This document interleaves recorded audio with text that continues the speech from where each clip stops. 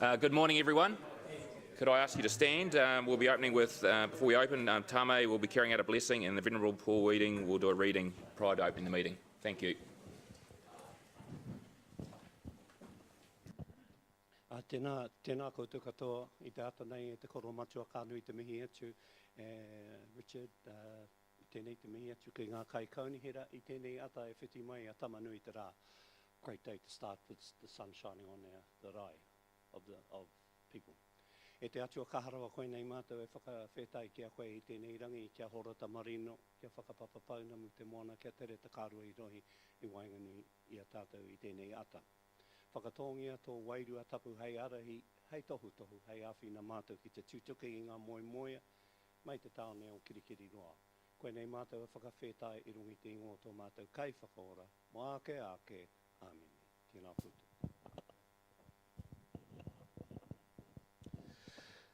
This week for Christians is probably the most important week of the year as we celebrate the events surrounding Jesus' passion, death and resurrection. One of those events we will remember and reenact many churches on Thursday, Maundy Thursday, with the washing of feet as we remember Jesus as leader and Lord washing his followers, his disciples' feet. Maybe you'd like to think about that here in the council, some foot washing on Thursday. Here's a reading from John chapter 13.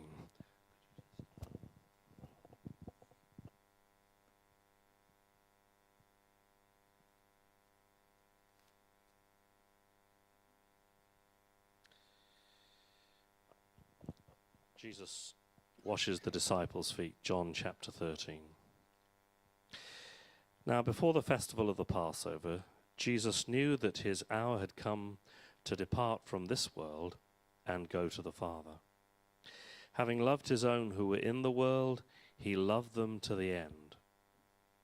The devil had already put into the heart of Judas, son of Simon Iscariot, to betray him.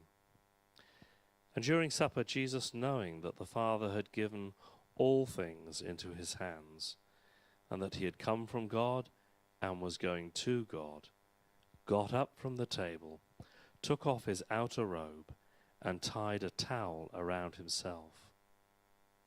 Then he poured water into a basin and began to wash the disciples' feet and to wipe them with the towel that was tied around him. He came to Simon Peter, who said to him, "Lord, are you going to wash my feet?" Jesus answered, "You do not know what I am doing, but later you will understand." Peter said to him, "You will never wash my feet." Jesus answered, "Unless I wash you, you have no share with me."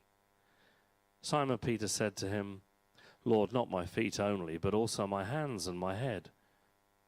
Jesus said to him, "One who has bathed does not need to wash, except for the feet, but is entirely clean. And you are clean, though not all of you." For he knew who was to betray him.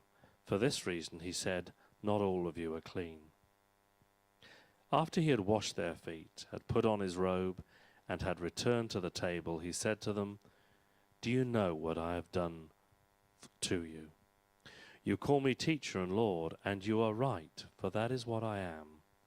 So if I, your Lord and teacher, have washed your feet, you also ought to wash one another's feet. For I have set you an example that you also should do as I have done to you."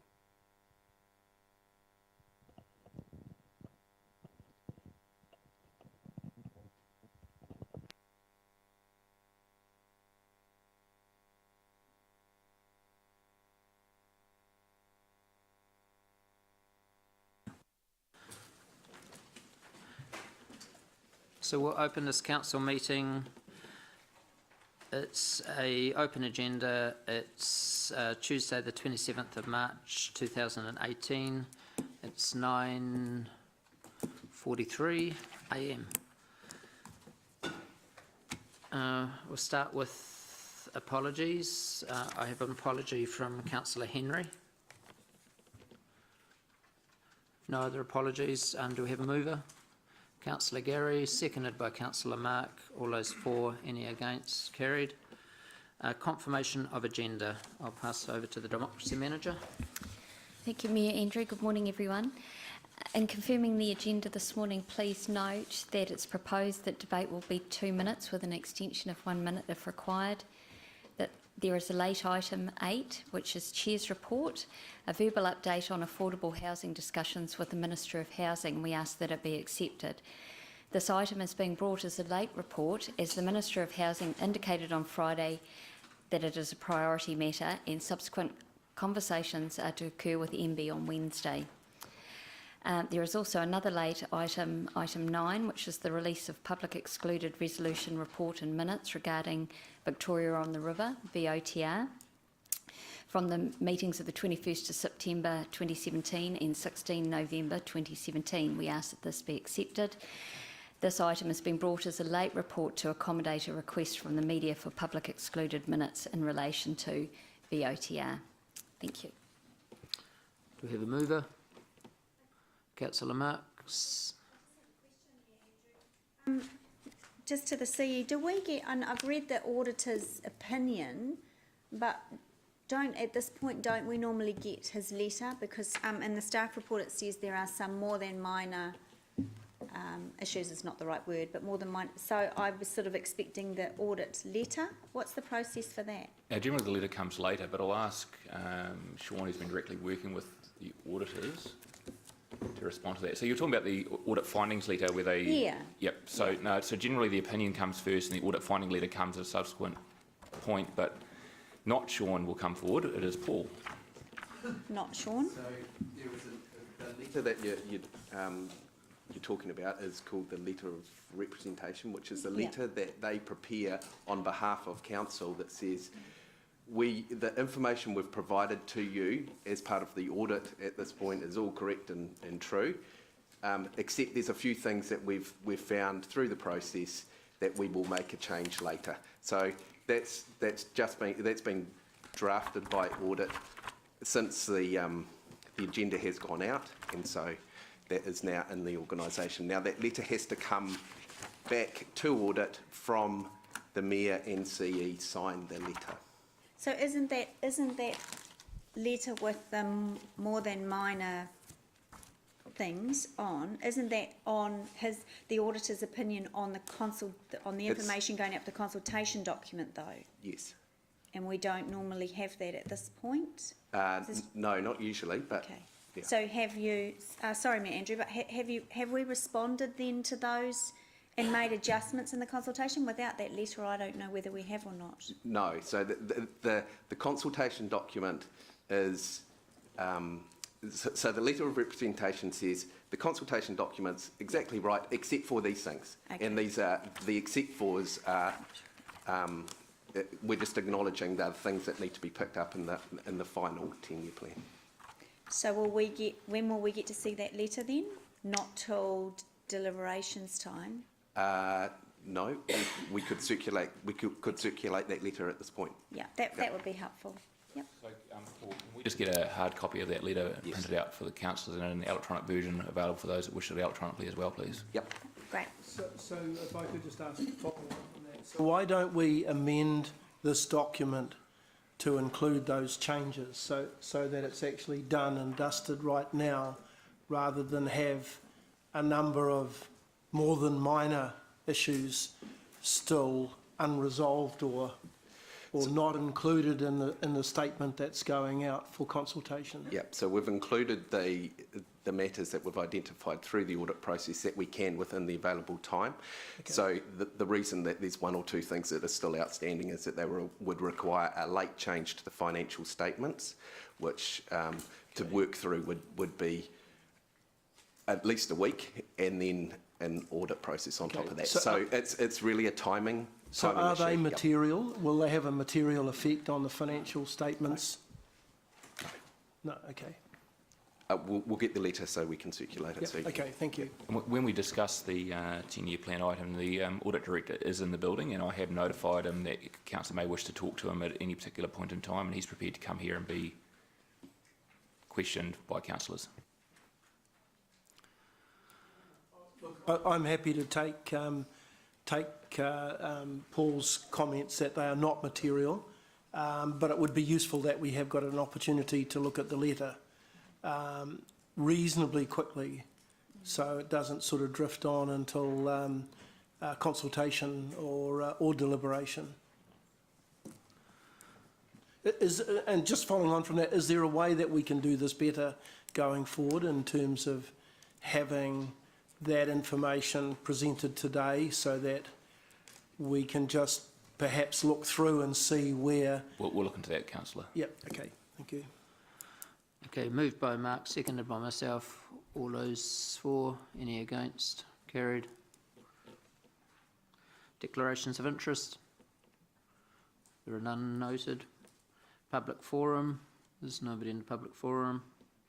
Okay, so we've moved to our first item, item 5, page 6. And before we start, I'll just, Sean, is Sean here? Would you like to introduce the day to us, really?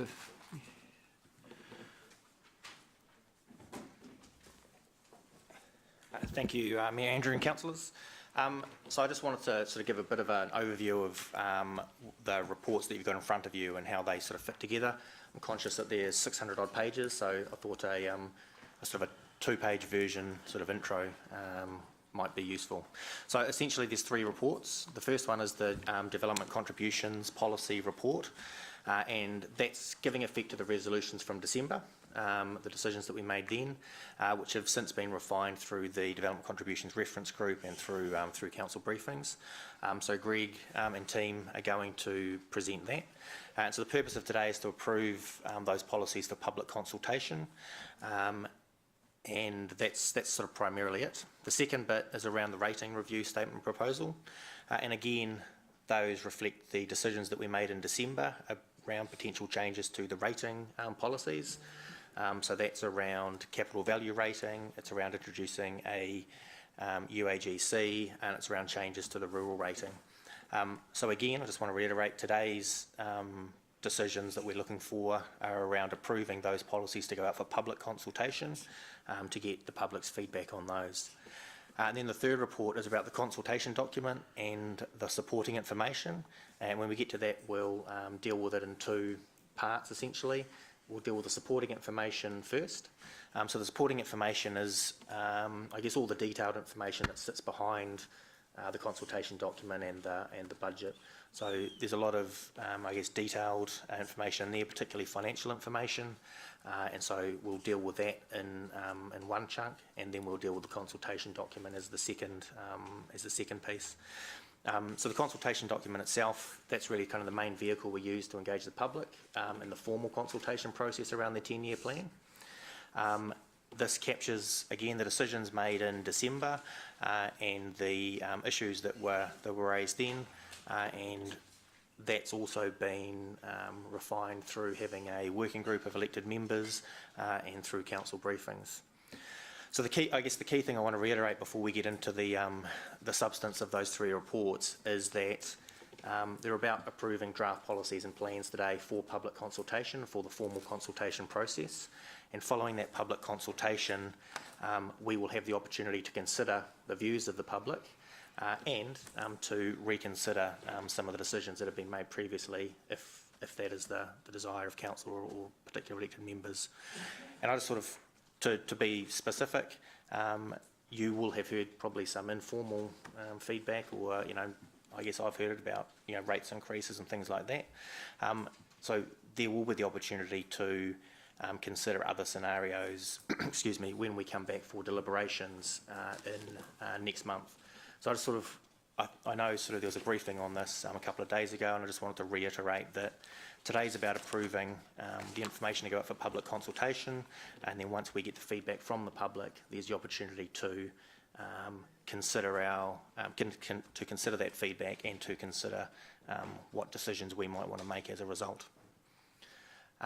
With that being said, I'm happy to hand over to Greg to kick into the DC policy piece. The process today is not so much about, I'm asking this as a question, is the process today not so much about relitigating the decisions we've made here, but approving that the decisions we have made previously are accurately reflected in here, and we can gain some comfort from that, from the audit report and our own scanning of the document and things like that. That's primarily the purpose here. It's not to say, no, the rates shouldn't go up by 19% or, you know, it's... That's a perfect summary, yes. Perfect. So, can that be noted? Okay. Perfect because it's short. Thank you, Sean. Thanks.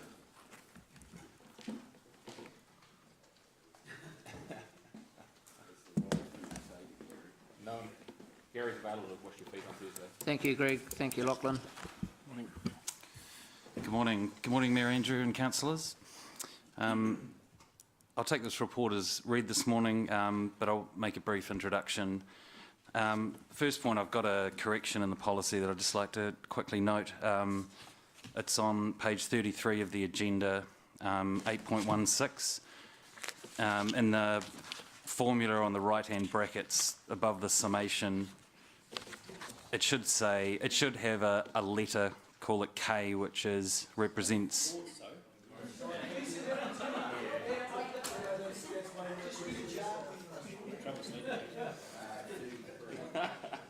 So it's quite important because it relates to Amendment 3, which at the moment it says that we're only recovering to the 10th year, but in fact we recover to the 8th year, which is the last year of CapEx recovered for any project. So I'll just, if you're happy, I'll make that amendment. So in the formula in 8.116 on the right-hand bracket above the sigma notation, the E, at the top of it is a 10, but it should say K. Makes sense now. So. Okay. Yeah, I've seen it. Councillor Mark. So next quick thing, I think the key, maybe I'll just give you two figures. I mean, obviously there's a lot of figures in here. I think that the most important two figures is simply the amount of CapEx being recovered in the proposed policy. So the current policy is recovering $438 million over the life of the DC model. The proposed policy is recovering $1.02 billion. So that's more than double being recovered through the DC policy, and there's that is proportional to the charge. So you can sort of expect a doubling of the charges if you double the capital program, all things being equal. So I think there's a lot of information and sort of noise and things around the DCs, but that's the simplest and the strongest reason that you'll see higher charges in this policy. In terms of the process, this policy has been travelling for about 6 months from prior to the 6th December council meeting, where there was there were resolutions made on the mayoral recommendations in the DC policy, which are set out in the paper. This was followed up through 3 full council briefings and the establishment of a development contributions reference group with 4 elected members and staff. So we've had a good opportunity to socialise and discuss the matters in this policy, and nothing that you see in the papers are different from where we've got to in those engagements with the elected members. Today we're seeking a resolution from council to adopt this draft policy or proposed policy and go to public consultation, and happy to take questions. Councillor Mark.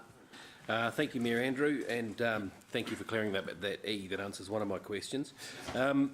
I've only got 3 really. 2 for clarity and 1 in general. The impending decision on the central government, the hinting that DCs may be able to pay for more things.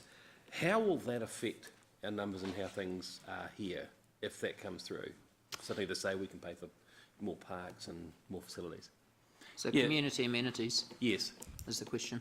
Yeah, community infrastructure, community amenity. Yeah. So the first, there's been a letter written by the minister to say to us that that won't come through. That bill probably wouldn't be enacted if when it comes through until after the LTP. So this would be a consideration for a policy amendment when that lands. We would consider that. The short answer is it's just another activity. So you've got water, wastewater, transport, and then you'd have community infrastructure, and so you'd be, you'd be recovering development contributions for that activity. So then in the aggregate, when someone pays their full DC, it's going to be more because now they've got a community infrastructure The quantum goes component. up, basically. Yeah. And everything's segmented down in DCs, so, transport is, is separately calculated to stormwater, etc. So it's really just a case of adding them up. Yeah, I understand. So, and that could be a reasonably sizable process, I suppose, consultation.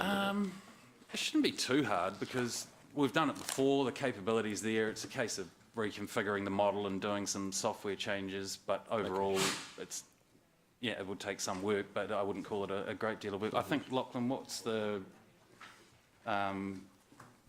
consultation around that would be needed?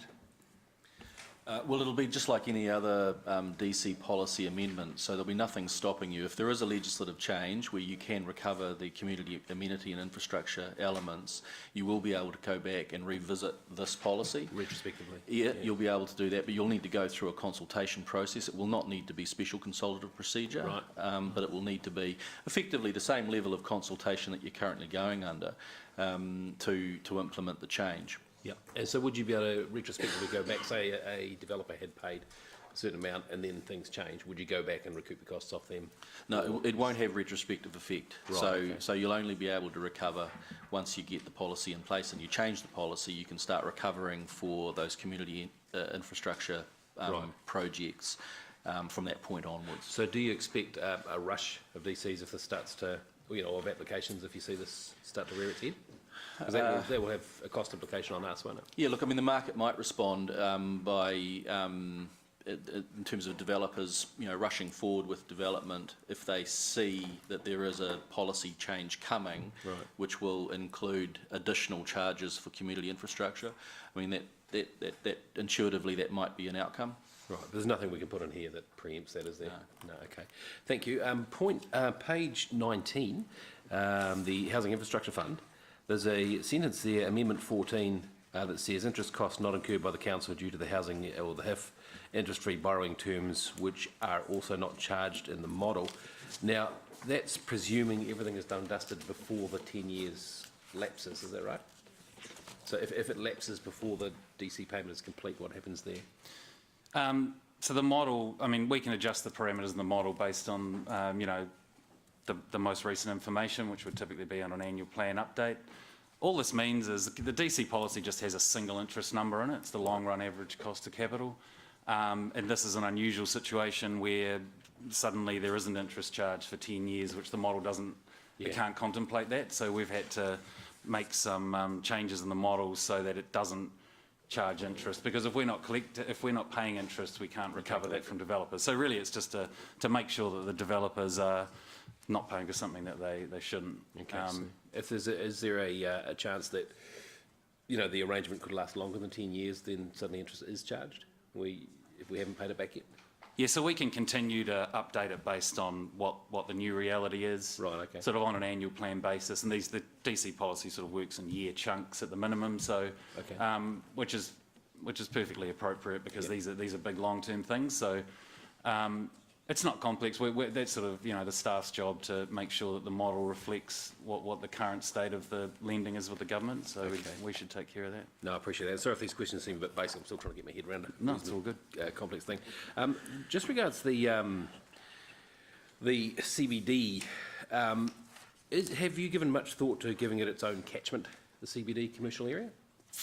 So it currently has its own catchment. But I'm looking at, for example, page 65, you've got the Peacocks 1 and 2, Ruakura infill, Rototuna, etc., but it doesn't include the CBD as such? Yeah, so the CBD catchment was there to create a boundary for the 100% remission. Yep. But in fact, as far as identifying, capital assets or water pipes and whatnot that directly relate to the CBD but don't relate to the rest of the infill, I think is challenging. You could ask Chris, but I'd say, so I don't think that's something that is significant enough to. And I think it's also pretty challenging to do, to say that a water pipe or a road would benefit the CBD, but not a close Can it lying be area of defined, the infill. so what Greg's saying, can it be defined specifically enough that it relates to the CBD and the challenges that it probably can't be? I'm just thinking if we are looking at more infill and, there's already differences there in that we don't collect rubbish from that area, for example. So I was just wondering if it would be useful to ring fence it a wee bit, but we'll leave that up to discussion later on. That's all for me. Thank you. Councillor Gary. On page 8, Greg and Lachlan, financial considerations, paragraph 22, says that development contributions will enable the council to fund the growth portion of projects. Does it do that? So do DCs fund growth? Is there a schedule that shows us the DCs we estimate to get in equals the capital expenditure we expect to pay? With the proviso that that it has to have passed through the filter, the LGA filter of those cost allocations where you have to determine the benefits and the causes, etc. So, for example, if you have a growth project which is a growth project but will significantly benefit the existing community, then you can't recover that through DC. So there's some element of growth expenditure which isn't recovered through DCs because the legislation says if someone else benefits from it, then, they should pay for it effectively. Go one step further though. The reason it identifies that in the legislation is they actually argue that's effectively to the benefit of the broader community from a level of service point of view. So effectively it's creating a disaggregation of a project being growth and non-growth. So we will collect the growth portion through DCs. The other portion it's saying is not growth, therefore we can't collect DCs for it. So the legislation effectively splits that out. Okay, So growth does pay for growth. Okay, understand that. Thank you. That's good. And on page 11, there's a list of things. Number 14, I think, is that what you were talking about just with Mark, with the housing infrastructure interest adjustment? Is that what you were just explaining to Mark? Yes. Okay, thank you. Okay, on page 24, we talk about development contributions. So on paragraph 5.1, a development contribution is a contribution made by a developer to council, which is provided for in the policy.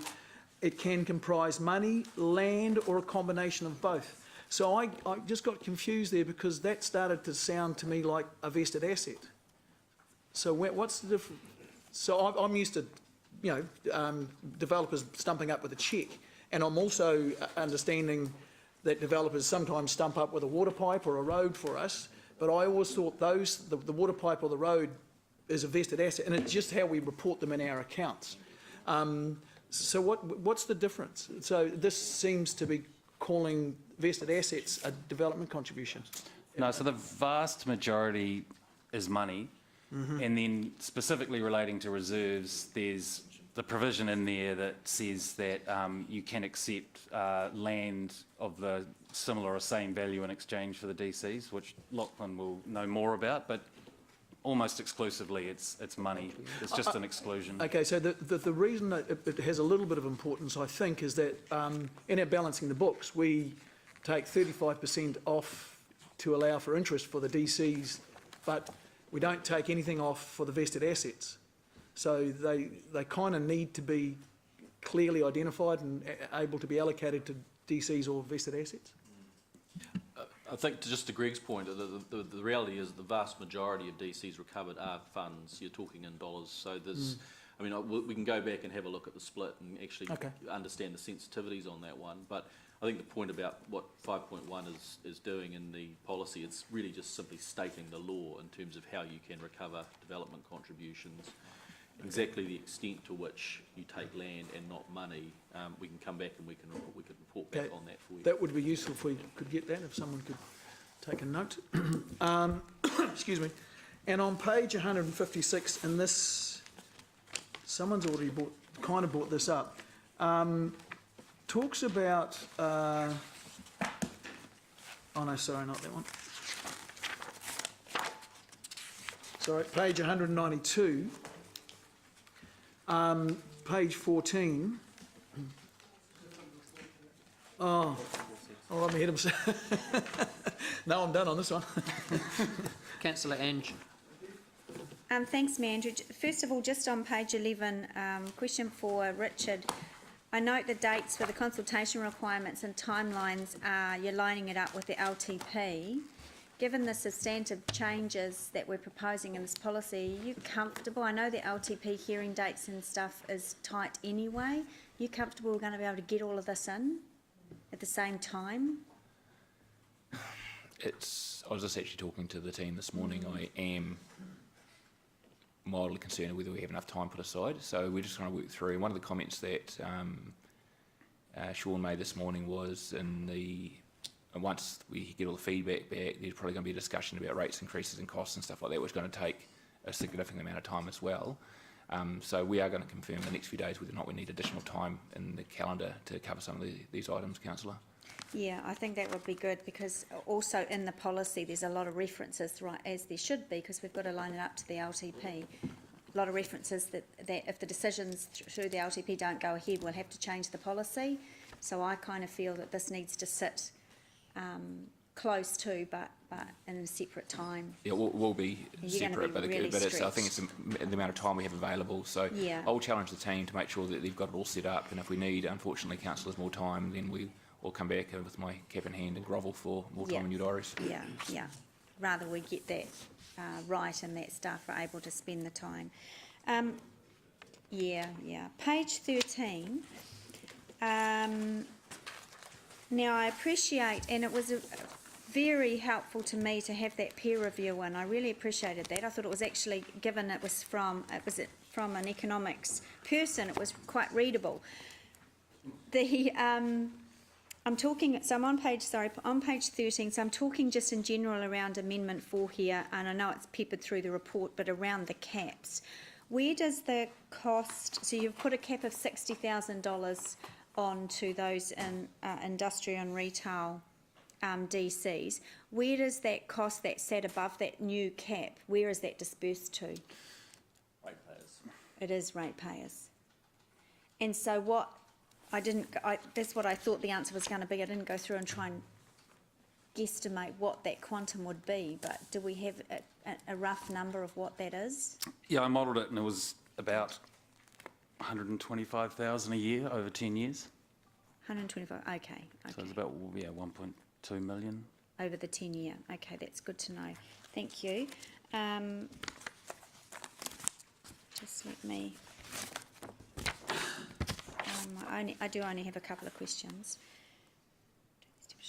Page 81, I'm just on the top, and I'm in the track changes of the policy. Under 6, right at the top, 6.23 talks about industrial development. I'm just very light question actually. I'm just assuming that those definitions are all lined up with the district plan definitions. Correct. And throughout the whole policy, that would be the same. Yeah, as best we can, we've tried to achieve total alignment with definitions in the district plan. There are some minor tweaks because the legislation just requires you to go a little bit further in an explanation or whatever. But broadly speaking, we've as a drafting technique, we've tried to get alignment between defined terms in the district plan and the policy. Yeah. And in terms of the new policy to charge per bedroom, I think I gathered through reading through this and then reading those rules in the district plan that I can't build a house and say I have 3 lounges and no bedrooms to get it. I think you've covered that off quite well in the policy. Thanks. Yeah, that's certainly the. Yeah. I'll just add to what you've just said, Councillor. That industrial development actually it hasn't changed at all. It was just moved, so it's appeared as a track change, but in fact there is no change to it, just if you're wondering. Yeah.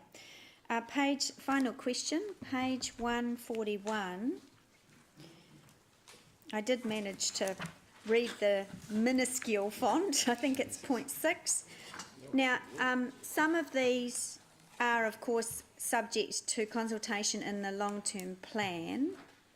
I just wondered if it's possibly too late now, but if that shouldn't have been highlighted in here in some respect.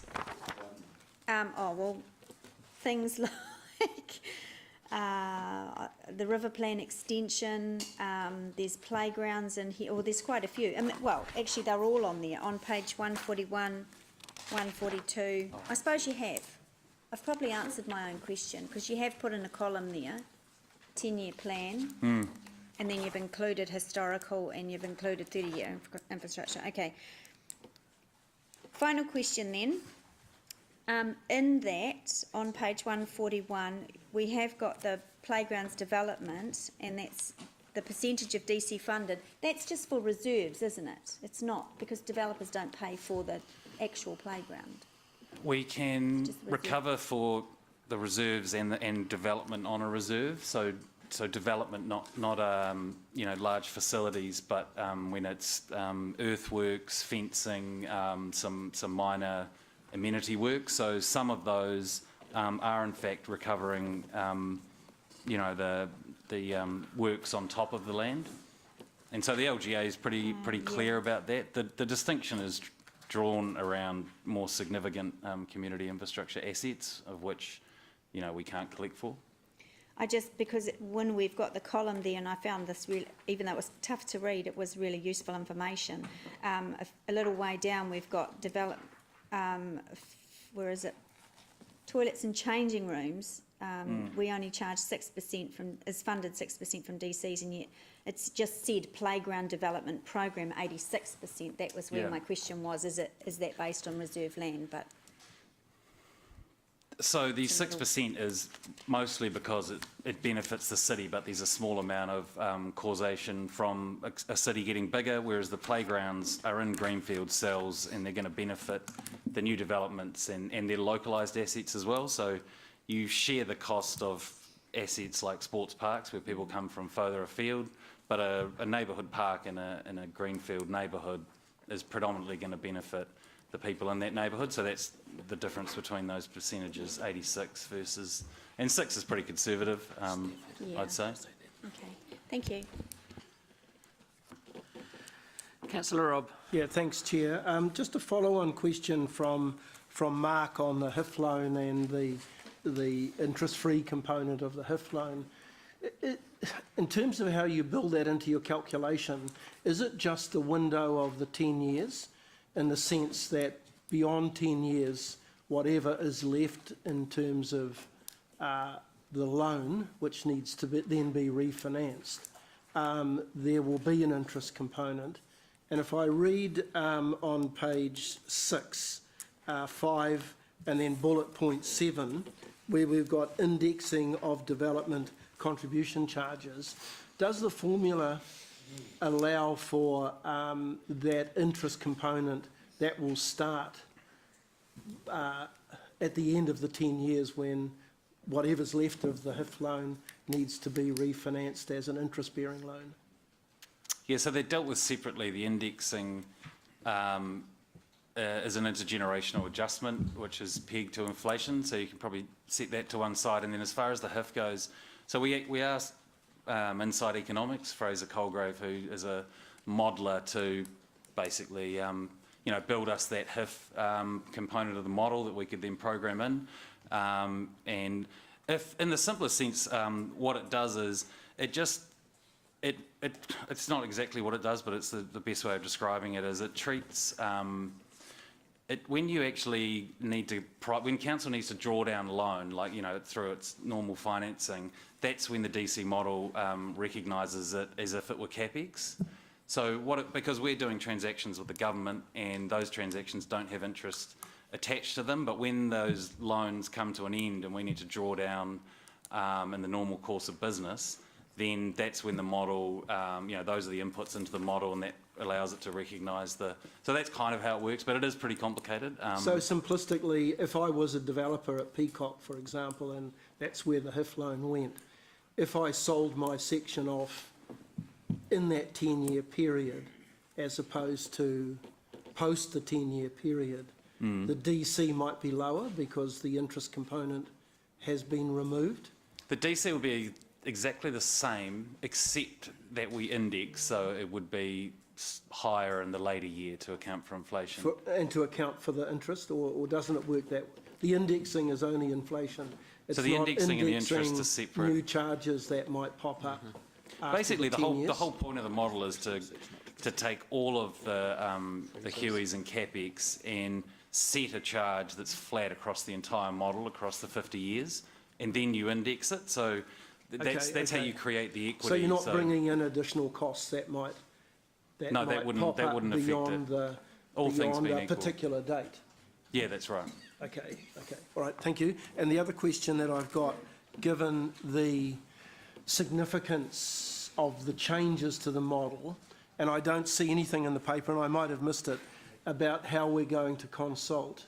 You know, and whilst I'll appreciate that the Property Council, some of the major developers will be coming in as part of that consultation and making submissions, how do we effectively consult with the rest of our resident base, in the sense that mums and dads will eventually, or could be, affected by the fact that DCs are likely to be significantly higher with the new calculations than what they were in the past? You know, whilst I look at the other parts of the paper where we've got how we're going to consult, this particular area seems to be quite silent on how we might effectively consult. And it may be, in following on from Richard's comment, you know, we may not have the time to effectively do it in the period that we've got. But do you have some ideas as to how we could consult in an effective way? Well, I think the first point is that the consultation in terms of this draft policy will effectively run hand in hand with the LTP consultation. I mean, the two instruments they speak to one another in the sense that the capital program that's identified in your LTP is reflected in your DC policy. The revenues in your DC policy are reflected in your LTP. So they travel together.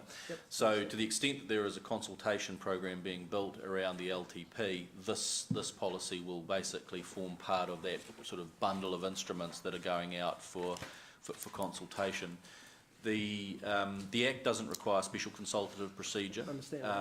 So what the team have been working on is the equivalent of a statement of proposal, which is the sort of the classic founding document for the special consultative procedure, and taking the kind of essential elements of a statement of proposal and then turning them into something similar for the purposes of this policy. So a nice summary, identifying the critical areas where there has been a shift in policy, so that it is identified for people, look, here are the significant policy shifts which may be of interest to you. So there's some work being done around communications and information which sits alongside the draft, which would go out as part of the consultation. And then, of course, everyone will have the opportunity, anyone that wants to will have the opportunity to raise a submission for, against, and be heard on that. So I mean, I'm thinking here that the conversion of a house from 3 bedrooms to 4 or 5 bedrooms, which is not, you know, in that developer area now, it will be when they come in and get a building permit or a consent to add 2 bedrooms on, there will be a DC component in that.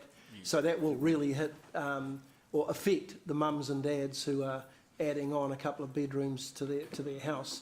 So where does this opportunity to submit fit within these 600 pages that we've got? Just one point, a person coming in adding 2 bedrooms won't pay a DC, so you can only pay a DC if you add a bedroom if you were assessed under the new policy. So if you're assessed under a bedrooms regime, then you'll be assessed for DCs on additional rooms, but not under a prior policy.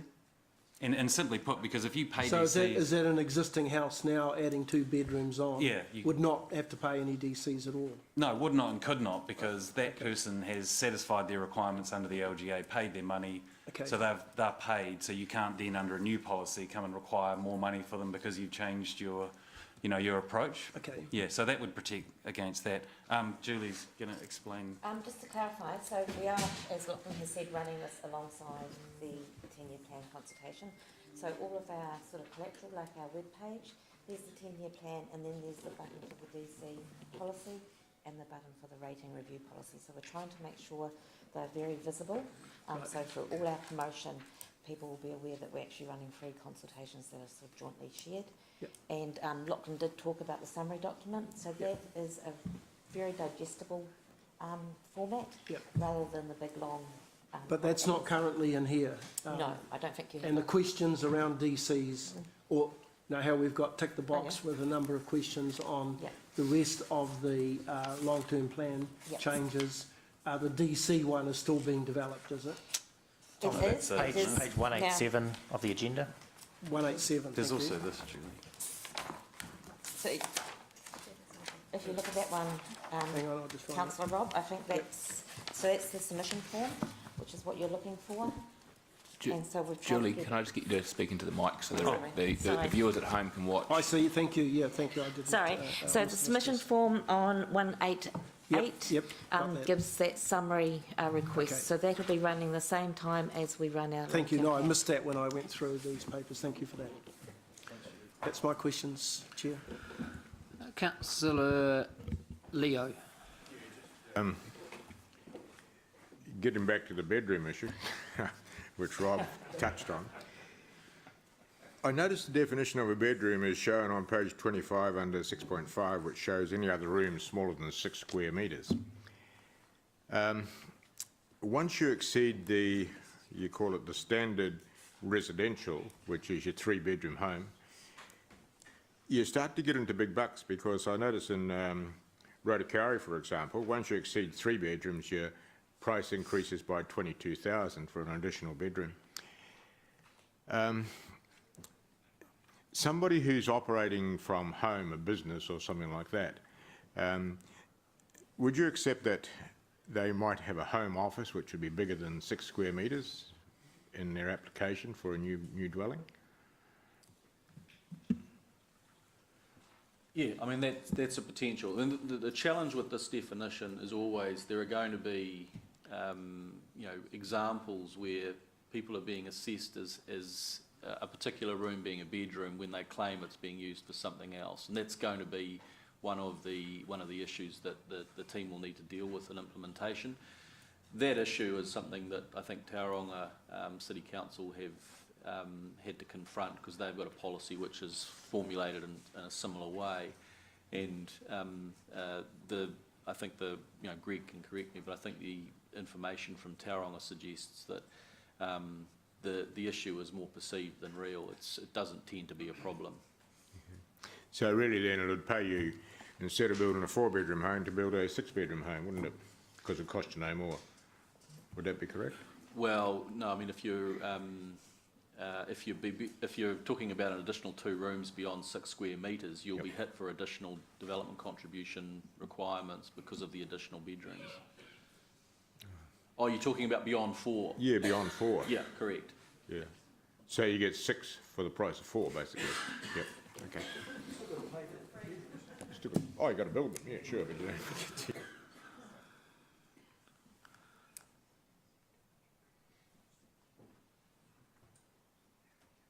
Mark, have you asked questions yet? Oh, yeah. Okay, so Councillor Paula. No, you have to give me a minute now because I was relaxing down the list. Sorry, I'm going to go to someone else and I'll just get my... No, I want to stay with those who haven't spoken first. Oh. Otherwise, I'll okay. be jumping back and forwards and So, all right, it the was about... system will get hogged. It was about a question then about, excuse me, the how it was a little bit along the lines of what Councillor Pascoe was saying about how we communicate this, because this is incredibly complex. I preferred to look at the strike-through version myself because it helped. There were a couple of messages that dropped out from the strike-through. I think one of them is 8.33. We'll just go there, sorry.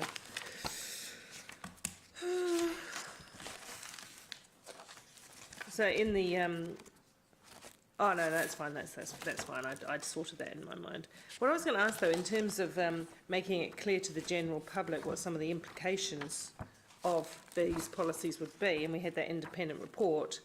Will that go out with? Is that something that's available to people within the document packet? This one? Yeah, it's available. So it's in this public agenda, and it's always been the intention that we're happy to, that we'll distribute that and make it available. So we'll, in our LTP, we'll make some comment somewhere in a paragraph which I didn't see, that this is available and that people should be reading this and the full policy as well as the LTP. Because people are going to be quite overwhelmed with the amount of stuff they have to get through. But so we need to make it absolutely clear. It'll be made available on the website as well, won't it? Yeah, we'll have it on the website. Yep. So. Yeah, well, I have whole different views about just putting things on the website. It's good that they're there. Just my point was there were a number of assessments. Paula, questions. We'll come into debate later. Yep, well, this question. Will this be, given that this is the only place where the implications of development contributions may be described, I think it should be a proper appendix to the policy when it goes out, but could that happen? Yes, I think it will be as visible as any of the other information. And I think it's important as well, so I'll certainly make an effort to ensure that it is visible. I was just writing down when you called on me, was the similarities to other councils. This is incredibly complex and you wouldn't expect one policy to fit all, but have we brought ourselves in line with some of the other big councils across the country in terms of how they treat development classes? Yeah, we're consistent with the more sophisticated, bigger councils in terms of the types of activities and the general way that we do catchments, or how diverse we are in catchments, and like for example, residential, Tauranga takes the bedroom approach, as have we. Others do not. Non-residential is pretty standard. People have different categories. So I think because there's quite a bit of flexibility for councils to work out how they want to do their own regime, that they're different, but they're sort of same but different. So I'd say we're consistent with what other similar councils are doing. And because I was dropped off that working party, so was there any discussion about how to describe it? I suppose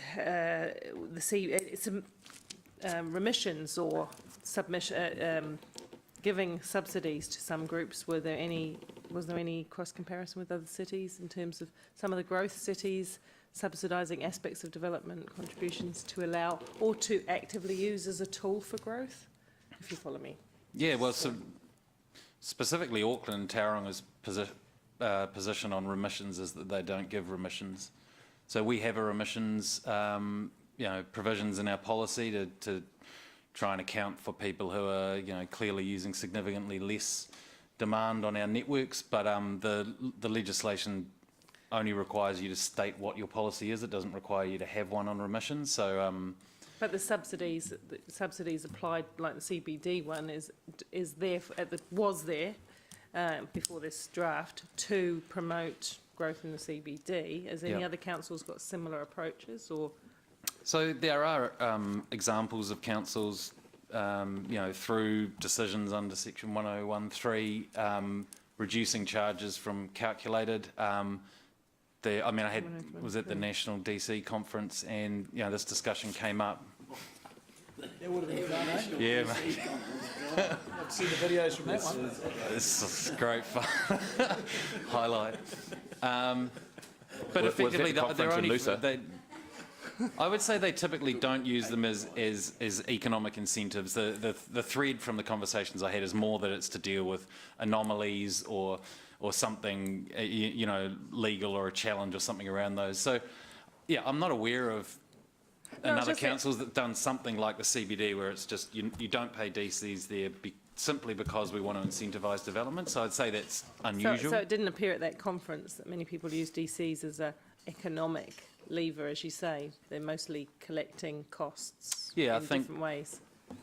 Yeah, I think that growth's expensive and they're trying to recover their costs. Yeah, I think that's just true. I think that's what generally councils are trying to do. All right, thank you. Thank you, Mr Mayor. Councillor Mark. Thank you, Mayor Andrew. I forgot to ask before about the CBD remissions removal on page 12. You make the point that you're expecting to see a bit of a race before they're potentially removed. Do you think, in your opinion, if we were to stagger that removal, would that extend the race, thereby stimulate, because the whole idea was to stimulate development in the CBD. If we were to extend the race by staggering it, what sort of effect do you think that would have? Rather than going, we're doing gone. I'm not too sure. I mean, it could have it could have either effect. It potentially gives people more time to be in that race, which, and I don't actually. It's a difficult question to answer. I'm not entirely sure. Okay, so The only thing I'd just add to that, just be aware that if you are looking at the benefits of staggering the removal of the remissions, of the remission, to the extent that gives the development community some further benefit, some ongoing benefit into the future, that benefit needs to be paid for. Yeah. And it's paid for by the general ratepayer. So every time you've got a remission like that, where you're giving a concession, if you like, to the development community, it's got to be funded from somewhere. Totally, yeah, I get that, which is the whole idea of removing them in the first place. Yeah, I understand that. And what's been the feedback on the page 14, the removal of the high-density residential units thing to more of a bedroom model? What's the feedback you've got from the likes of the Property Council and stuff at this stage? Haven't had specific feedback on that, but it's only removed because now with a bedroom approach, you can better, estimate demand on the network by the bedroom. So because some high density dwellings, we were seeing 7 bedrooms, in a high density dwelling, say in Hamilton East, which would allow them to pay 1/3 of the DCs currently, and they're effectively putting, you could say 2 houses worth of demand on the network. So now it's the bedroom approach just allows you to match, demand more accurately. With a dwelling. So the change of taking out an ancillary unit in higher density just means that so an ancillary unit with 1 bedroom will pay a 1-bedroom charge, which is very low. If someone puts in a 3-bedroom ancillary unit, I'm not exactly sure what that is, but they'll pay a 3-bedroom rate. So yeah, because of the demand on the network. Yeah. Yeah. And so I get public consultation is where we're going to get feedback on these specific issues. So I haven't had any feedback on that issue, but I'm sure we will. So that's for us to consider, and come back to you when we do. And Rotokauri, I just about needed scaffolding to get at the top of that graph. Can you explain to me again why that's so extremely higher than some of the other places? I get the difference between peacocks with the HIF, etc. Yeah, so the singular largest reason is the floodway proposed in Rotokauri. So there's a $122 million floodway in terms of being recovered through DCs. And on top of that, there's, because its construction stretches outside the 10-year plan, there's also CapEx being recovered for that swale from outside the 10-year plan. Yep. And the second reason that is hand in hand with that is that because it's stormwater, you have to recover it only in that hydrological stormwater catchment. Right. Because water doesn't flow into the next stormwater catchment. So no other stormwater catchment can receive benefit from that floodway. So with a road, you can defray it, across the city for who benefits citywide, plus, other areas, whereas stormwater, you're confined to that. So you're basically taking $122 million and allocating it to 4,500, future dwellings. So that, and therein lies the reason. Okay, no, that's good. Thank you very much. Thanks, Anne. Councillor Dave. Look, I can't resist this, but would Greg recommend the National DCs Conference to anyone suffering from insomnia? I would just recommend it. Period. Sorry. Councillor Gary. Is there anyone else who wants to speak? Yeah, Paul is behind you. Yeah. If Gary... Okay, so Gary, page 156. Councillor Gary, if you haven't asked a question before, I'm giving priority to those people. Page 156. Talking about a development in the CBD, i.e. particularly the theatre hotel development down the end of town, the removal of the remissions in there, will that affect that or not? That just because it's a community, I don't know how we define it, but it doesn't. It's not immune from development contributions. It's not, but it'll have significant credits sitting on the site. So you only pay DCs for additional floor area. So if you look at whatever floor areas in all of the buildings on the site that it would sit on, then one for one you take those off and you pay DC, and then it would attract DCs for floor area over and above that. There's a change of use though. Is that not what is Because it was a, well, it was a pub. and it's- retail to commercial, which is a lower charge. It's a bit of a step down. So okay. yeah, so the credits will be worth more for the residential than so they get the benefit of a higher credit, I guess. Okay, so I mean, it may easily do have an very estimate. may have very little impact on the cost of the development down there. Oh, I couldn't say exactly that because I don't know exactly what. I haven't seen the floor plans, but I mean, we can do an estimate. But I think it would certainly benefit from substantial amount of credits, and also the infill is generally speaking cheaper than the greenfield. So yeah, and I think we can do a calculation for you if you want. Okay, thank you. Councillor Paula. Thank you. Looking at the question on the page 190, question 10, appears to me to be a closed question that you're looking for a yes or no answer to if you read it like that. And can you explain to me what that's trying to say and why it is a closed off question? 190. It's about the local government amendment. If the signalled amendment to the LGA is accessible, to what extent, if at all, do you think it's appropriate? I suppose, yeah, it's not as closed as it was, but it's not a very, I don't find that question very easy to, anyway. I think it's it just reflects the status of that bill, the current status of it. So we know that would have to be separately consulted on. So I think the reason that it's written in that sort of it's kind of give us an indication type question is because it's something that we're going to carry through to another consultation. So this may not be the right way to do it, but I think the intention was for us to just get an indication of whether or not people thought it was appropriate to do that or not. Can I just add to that? I think, in fact, when this was drafted, there was a potential that the legislative change might come in at some stage between now and the 1st of July.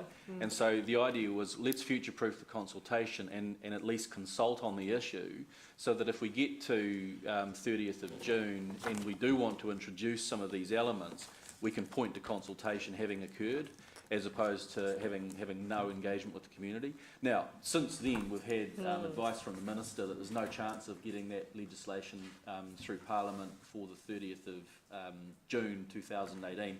So to a certain extent, question 10 is redundant in that context, but it's still probably not a bad question. We might as well go out and get a feel for it.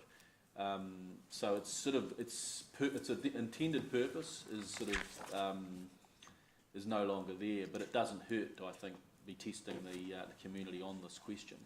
Yeah. Thank you. Could be better worded. Okay, moved by myself, the staff recommendations, seconded by James. We're in debate. Councillor Mark. And thanks for the extra questions, Mayor Andrew, but I used post-it notes and I didn't want to waste them, so awesome. Thank you for the report. It is a complicated concept, and I appreciate your patience getting through it with us. I would make about 3 points on it. Obviously support it going out to public consultation. I do worry for the CBD, for those of us who did campaign on building up, not out. I will hopefully in the future be requiring a bit more work around ring fencing the CBD, because I think the needs are unique. I worry about the lack of remissions in there, and I know it's a cost to the council, but I think anything that stimulates upward growth in the CBD has got to be a good thing. If we want a stronger CBD, we need to be ready to do more work on that. I would still speak in favour of, at this stage, with an open mind, of the removals of remissions being staggered, because I would like to see that race last longer. I think that could potentially be an outcome of that. And down the track, I think we need to change the height restrictions, but that's a district plan discussion. I am really concerned about the Insight report. There are a couple of key findings there.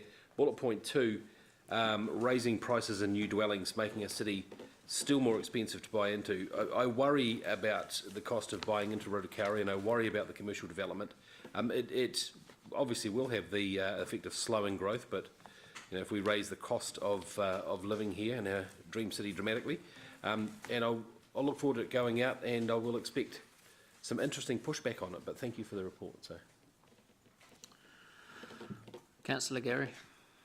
I support the proposal going out to public consultation, and I also support the move towards growth paying for growth, and there are definite efforts here to try and reduce the spillover of uncollected DCs, which gets paid for by the ratepayer. So I agree with that. I totally acknowledge that this is not a precise science, despite the Egyptian writing in the report, and it is difficult to try and identify catchments and who benefits and who causes it, and I understand all that. And it is tough, but I think it is a step in the right direction, and ironically it does bring the actual cost of things to the table very clearly, illuminates that big thing out at Rotokari costs a mega load of dollars, and if we want to develop there, someone's going to have to take the hit, and I assume, well, my belief is the person who takes the hit has to be the guy that's doing the development. He passes on to sections. It might mean that sections don't get developed out there quite as quickly, but then that's just economics. That's just the cost of it doesn't stack up. So no, I think this is a step in the right direction, and I agree, and I look forward to hearing feedback from the public, because they're the people, well, it's the development community who will bear the brunt of this, and they are the guys who really are where the rubber meets the road, so it'd be great to hear what they've got to say as well. Thank you. Councillor Inge. Andrew, a significant amount of work has gone into this policy in a short period of time, and I think to get to this point, staff have done a really, really very good job. I do have some significant concerns with the policy. I don't, and I did find the Insight Economics report very, very helpful. That was an excellent decision to have that peer reviewed, because this is tough stuff. I don't think we have really given too much thought to the consequences of what's being proposed and the possible negative effects, and that's reflected in that report. And as Councillor Bunting's pointed out, if we look just at Rotokari, for me personally, I worry about the effects of special housing areas, and of course we saw that there's one being proposed here. We saw that last week. I think that my other significant concern here is that I think we are a little out of step with enabling a more fairer commercial environment for development, and I worry that this will push the smaller property owners and smaller mum and dad developers completely out of the market, and we will end up with a greater monopoly. And the consequences of a few holding that power is concerning to me. But I'm comfortable to support the policy and look forward to the submissions. I think they will be vast and detailed, and just again want to lend my support to the CE. If you need to take more time with this, I think that would be appropriate. Councillor Dave. Thanks. Look, I particularly agree with the points that have been made by Gary in his speech before. The new DC regime may appear high, certainly a lot higher than it was before, but for the first time we're actually measuring the true costs, not counting the community amenities. And we may, as Greg has said, if we start being able to measure them and include them, that will put them up higher still. But for years we've had people, and we're having people at the moment, say, I'm sick of paying through my rates for developments out in the new suburbs. So we are addressing that issue by putting forward the true costs for people to look at. There may well be consequences, but they'll be consequences because we're truly measuring the costs, not because we're subsidising. At the moment, existing ratepayers are actually subsidising development. This is a way of saying, if you don't want that to happen, this is what you'll have to do. You'll have to charge DCs that truly reflect the costs of those developments. So here's the proposal to do that. The one thing I worry about the consultation is that we will get a lot of input from developers saying it's going too high, not many from the people who are not having those costs, the existing ratepayers are not having those costs lumbered on them. So I would like to see us teasing out that side of the public's views as well. I'd also point out that although our development levies may end up if we go through with this, somewhat higher than many other cities, but probably not all others. Our median house price is actually quite a bit lower than our direct competitors nearby, Auckland and Tauranga, well more than 100,000 less than Tauranga. So there are still attractive reasons for people moving into Hamilton. So I don't think we're chucking out the baby with the bathwater here. We're trying to find the right balance between those two areas. So I support this going out for consultation as it is. Councillor Jeff. Thank you, Mayor Andrew. Yeah, I support this proposed policy going out for consultation. For me, the key is encapsulated in on page 6 on number 4. Our quest here is to recover from the people undertaking development a fair, equitable proportion of the total cost of capital expenditure necessary to service growth over the long term. We owe it to the ratepayers to be doing this, to be trying to recoup the true cost. I understand that it's a balance, of course, between recouping this cost and discouraging development in certain areas, but I think we're going down the right track here, definitely. In terms of the CBD remission, I argued for that to be phased in during the LTP debates in December. I'm still of a mind that we've put an awful lot of emphasis into revitalising the CBD, and this was one of our tools that we implemented. And given that it appears to be having some success along with other factors, I do wonder about the wisdom of changing horses in midstream there. But that's one for us to get submissions on and have a good debate about in May, June. So yeah, very happy for this to go out, and I think we're really heading on the right track. Councillor Paula. Thank you. I think Jeff took some of the words out of my mouth, because ratepayers are under considerable pressure when they receive this plan and the LTP together, because they are interconnected. They're under a huge amount of pressure, and some of the lower income people in particular are going to struggle with the transitions we're trying to put in place. So I think it is reasonable that we put something out to test its fairness in the market. The developers will tell us if we've got parts of this wrong, and they should, but the public also need to see us making a really strong effort to lay costs where they should lay, because the general ratepayer, of course, does pick up some of the cost of growth, because they pay back debt, etc., over time. So, and developers also do that to contribute to growth. What I was going to say is there's a couple of little bits and pieces in it. I wasn't, as I say, I wasn't involved in the working party, so there was a couple of little bits and pieces that I did have questions about and didn't get quite enough information around what drove the decision. For example, the caps on the very large non-residential properties was interesting to me, and I'm not sure I understood very well the rationale for that. Also, my concern is with the removing of the CBD remission straight away, whether there would be a transitional way to do that. I think Councillor Bunting put it a really good way, let that race carry on a little bit longer perhaps. I thought that was really well said, because we do want those people who've got things and plans in down below with our building department and our planning department, who've got really exciting things planned for the CBD, be they hotels, be they new businesses coming into town, be they improvement to some living apartments. We want that and we need that. We've been pushing for that some time, and that must happen. So just mindful of the impact on that. Councillor Robb. Thank you, Chair. Look, I'd like to thank the staff, having worked on this focus group, for the detailed work that's gone into this. And I'm sure that a lot of the benefits have come from attending these national DC conferences. I think the new DC policy is more focused than what we've had in the past, and it will help tell us and the development community what developments, what growth cells are potentially economic.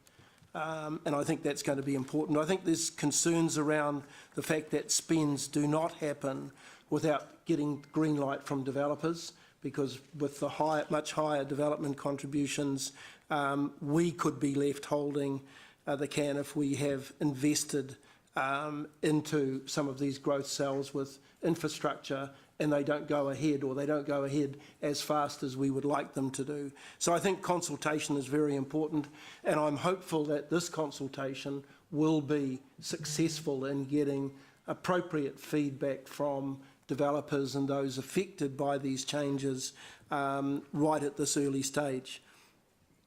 To answer Councillor McPherson about what ratepayers are being stung for these developments, I'm looking forward to seeing the affordability report on Peacock, and we'll have a chance to tell the community what this new growth cell, if it goes ahead, is likely to cost the cost to our community while the growth cell is being developed, and what the extent of their funding will be from rates.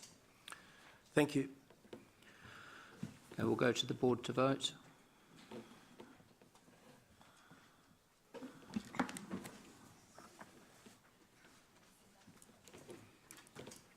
The motion is carried unanimously. Okay, thank you, Greg, and your disciples, Stafford and Nathan, for the work you've done on this. It's a massive job, and we do appreciate Thanks, Lachlan. the huge hours you've done. Okay, we'll now go to page 191, item 6. No, we'll keep going a little longer. Item 6, David, we'll take the report as read, and is there anything else you want to add?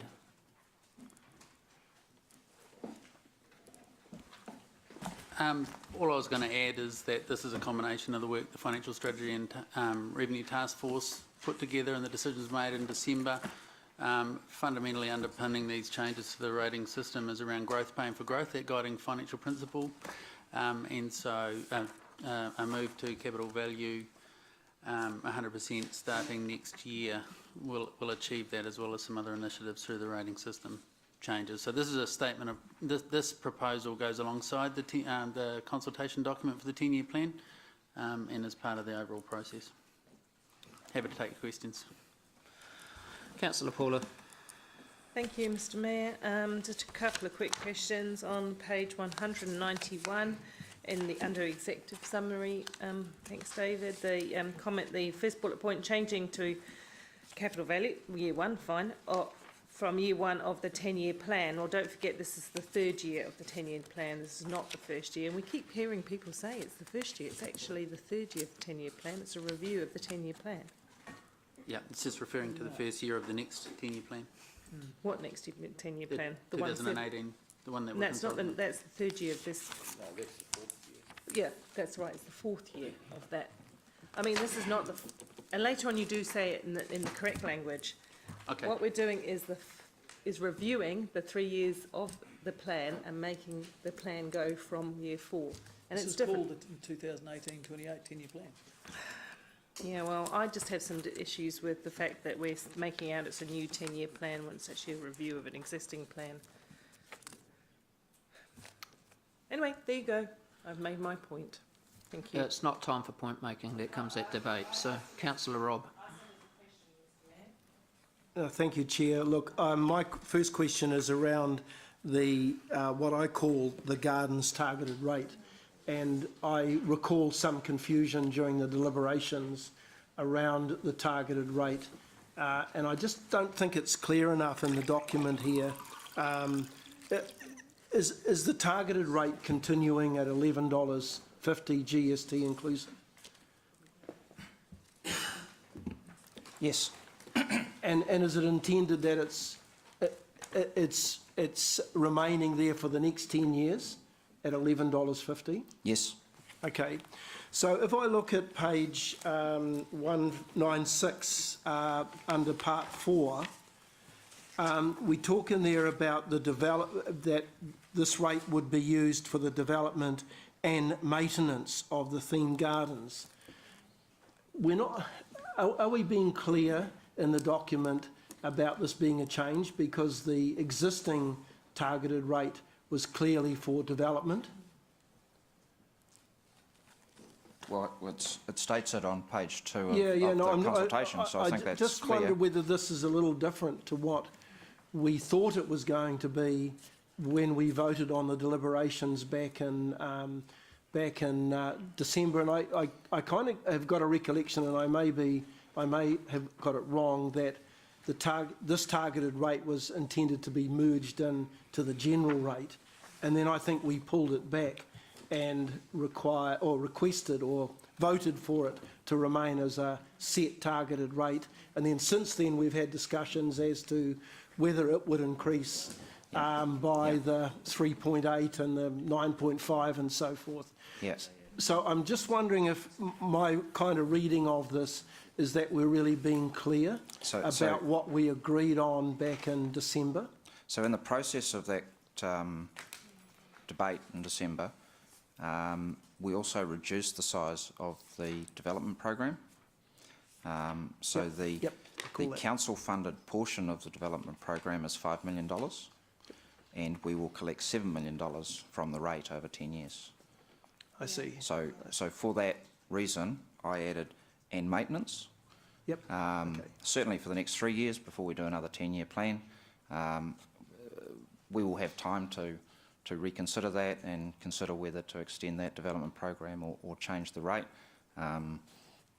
Okay. So you're confident that we're quite clear here as to the outcome? I think because so. You're quite clear in what you've written here, and I understand that, but I'm just trying to get my head around what we had discussed, or what we had thought we'd agreed upon, what I thought we'd agreed upon in December, and then in the subsequent discussions that we've had, where there's been kind of further confusion about whether that would change with rating and proposed rating increases in the 10-year plan. So that will stay at $11.50 per resident, per unit, per rating unit for the 10-year period. Okay, I think that's answered the question that I had. I'm not sure whether I'm quite there yet. Paragraph 24, we talk about, this is on page 193, we talk about the mailing to ratepayers to show the effect of the proposed rating increase. What's the timeline for that? Because I had in the back of my mind that that was going to happen just prior to this document being released. So the letters have been generated, they're to be printed today, and they'll be lodged with New Zealand Post tomorrow. So that's reached the mailbox. So about 3 weeks from now. Okay, so it is going to work through that way. The expectation is that residents that ratepayers will have their notices in time for this document being released. Yeah, so there's important case law that it's important we get it out, and for that reason, with Easter and the change in the cycle of delivery, we've printed those letters in advance to make sure people get them as soon as possible. Maybe some before Easter, maybe not, but certainly in the days immediately after Easter. So what will the typical letter contain? Will it contain the rate what the rates are likely to be for next year and the following year, or just for next year? So in our for the next operational year. In our letter, we're focusing solely on the rating proposal, and in our letter and on the website, as we have in the CD, every ratepayer will get the what they're currently paying and what they would pay under this proposal for the next 3 years. Okay. Without the effect of any property revaluation changes? We can't predict that. All right. Yep, thank you. Thanks, Chair. Councillor Gary. Thank you. Sorry, Stephen, you just said as is in the CD. What's the CD? Consultation document. Oh, okay, next item on the agenda. Yep, thank you. First question is on, refers to page 191, Executive Summary, paragraph 3. The first two of those bullet points, I've got to be careful how I articulate this, the first two of those bullet points create no increase in the overall rates collected from existing ratepayers. It is simply a redistributing the rates amongst existing ratepayers. Is that right? In order to collect the same amount of rates from existing commercial ratepayers, we have separated the utility rates, and the extra rates we get from utilities are additional to the rates from existing ratepayers.